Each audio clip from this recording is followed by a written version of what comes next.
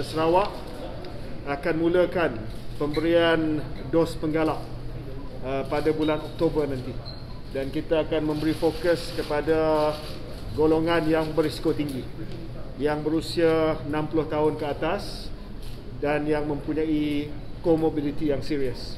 Sebab kita dapati bahawa inilah kumpulan sekarang ini yang sedang mengalami gejala-gejala yang serius di hospital, yang perlu dimasukkan ke ICU, ataupun yang sekarang ini merupakan kumpulan yang meninggal dunia adalah di kalangan kumpulan tersebut.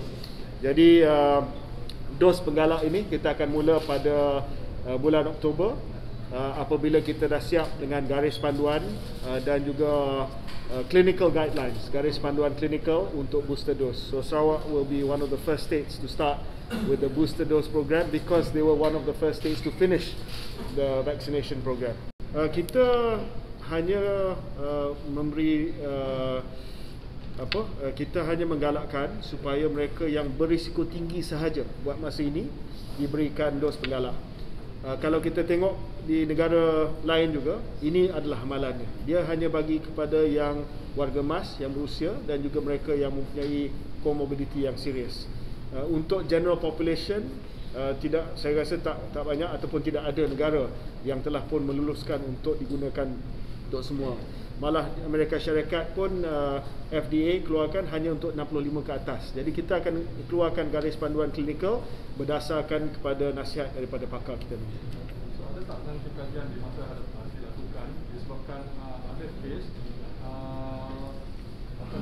orang yang bawah yang 60 tahun. Kita tidak tolak kemungkinan bahawa mereka yang di bawah 60 tahun yang sihat juga boleh nanti diberikan dos penggalak. Tapi fokus kita sekarang adalah kepada the high risk.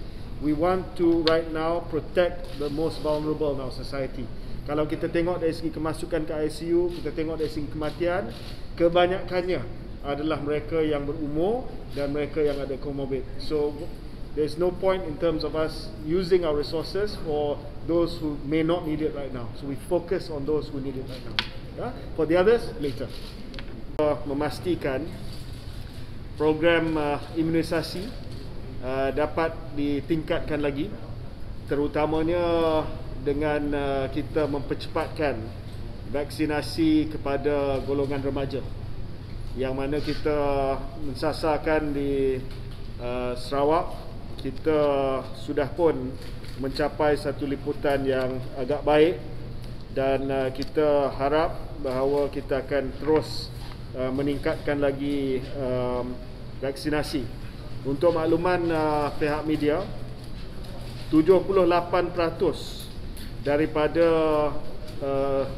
penduduk Sarawak usia 16 dan 17 tahun kita bagi priority, keutamaan kepada mereka dahulu sebab nak kembali ke sekolah, tahun-tahun peperiksaan. 78% telah pun menerima sekurang-kurangnya dos yang pertama. So ini adalah satu pencapaian yang baik, dan selepas ini kita akan memberi perhatian kepada usia 12 hingga 17 tahun. Setakat ini keseluruhan remaja 12 hingga 17 tahun, 29% telah menerima sekurang-kurangnya dos yang pertama. So program imunisasi mesti diteruskan.